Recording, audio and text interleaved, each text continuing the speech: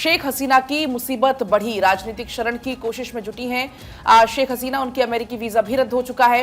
Britain से भी स्पष्ट जवाब उन्हें नहीं मिला है, तो और दूसरा ऑप्शन उनके पास क्या है, क्योंकि भारत में भी बहुत लंबे समय तक नहीं रह सकती, अनिश्चित काल के लिए शेख हसीना भारत में नहीं रह सकती। हालांकि सोर्सेस के मुताबिक प्रधानमंत्री नरेंद्र मोदी से मुलाकात वो चाहती हैं।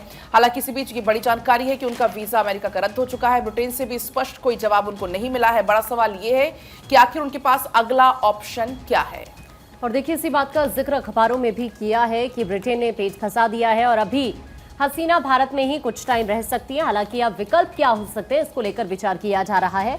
अखबारों में इस बात का जिक्र है कि ब्रिटेन द्वारा शरण देने में हिचकिचाहट के बाद बांग्लादेश के पूर्व प्रधानमंत्री शेख हसीना के लंदन जाने की योजना अब अटक गई है और अगले कुछ दिनों तक उनके भारत से बाहर जाने की संभावना नहीं है।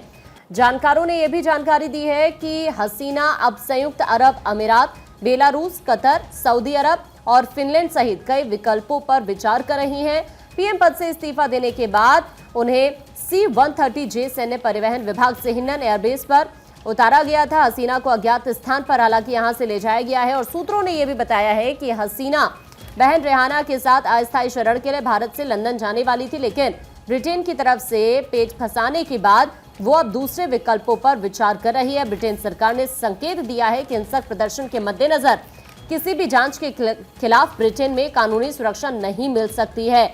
और ब्रिटेन के विदेश मंत्री डेविड लैमी ने लंदन में ये कहा है कि बांग्लादेश में बीते कुछ हफ्ते से जबरदस्त हिंसा का दौर देखा गया है। देश के लोग संयुक्त राष्ट्र के नेतृत्व में पूर्ण और स्वतंत्र जांच के हकदार हैं। एक विशेषज्ञ की तरफ से इस बात का जिक्र किया गया कि ब्रिटेन का जरूरतमंद लोगों को सुरक्षा प्रदान करने का रिकॉर्ड है, लेकिन साथ ही इसके आव्रजन नियमों में साफ है कि किसी को शरण या अस्थायी शरण लेने के लिए ब्रिटेन की यात्रा करने की अनुमति देने का कोई प्रावधान नहीं है।